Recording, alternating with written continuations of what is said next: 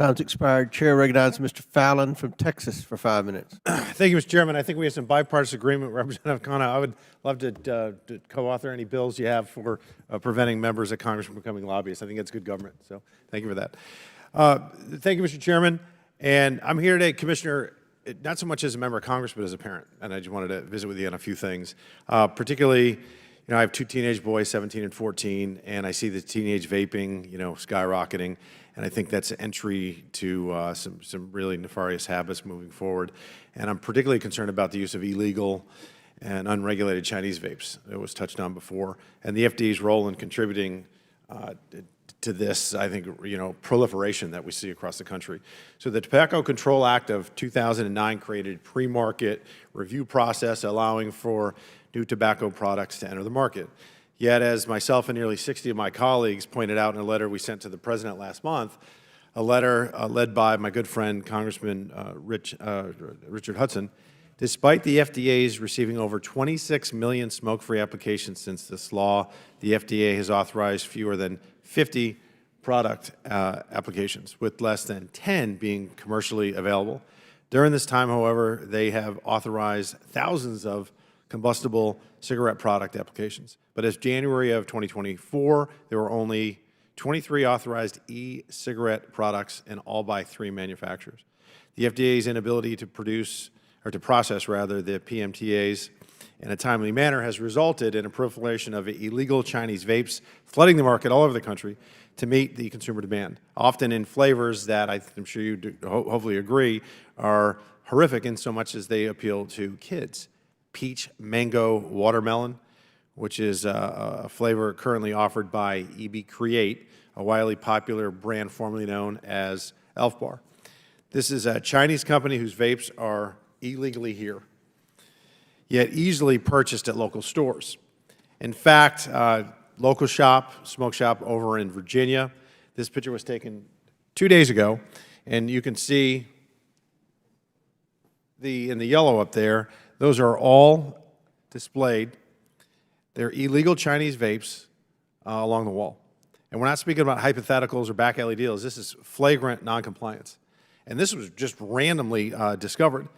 By the inaction of the FDA, what we essentially see is almost a prohibition on legal products, with unregulated and illegal products rushing in to meet the demand. Then, by further weak action on enforcement, U.S. stores have seemingly no concerns about openly selling the products all over the place. So, Commissioner, by law, how long does the FDA have to review PMTAs and take action on them? I believe it's 180 days is legal. And you're correct, and how long on average is it actually taking? It's hard to calculate an actual number. There are 26-point-something million applications, and some still outstanding. So, we're obviously not meeting the 180-day timeline, although it's getting better as we're plowing through and 99% complete, which still leaves hundreds of thousands to go. Do you think the industry stakeholders have told us that they're claiming it's 3 years? Is that feasible? Remember the history, and when I was commissioner in 2016, it was right when vaping was starting, and it went immediately to millions of products. There were some laws in between, and it's the case that there was such a flood of products. It could be if you went back, 3 or 4 years ago, you'd say, okay, 3 years until now. But if you look at applications coming in now, it's much shorter than that. Because the FDA's website shows that the approved PMTs for 2023 took roughly 2.5 to 3 years for each one. There was a bolus effect that had to be dealt with. As one of your representatives already pointed out, millions were taken care of by getting rid of the ones that didn't have useful data in them. I think that it would behoove you all to have a regulatory framework in place, and warning letters are one thing. How many seizures have we had at retail shops across the country? We've only had a few seizures. We've had 32,100 civil money penalties, and those are ramping up considerably as we go. As I think seizures require a whole different order of magnitude of legal work, both before. We only have a few seconds left. So these are all over the place. So what do you think that the FDA can do to mitigate this?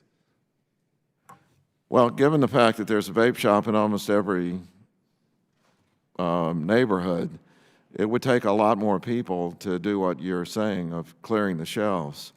So we have an action plan. It's going to get better and better. As I've already said, if user fees were paid by the vaping industry, that would be about $100 million.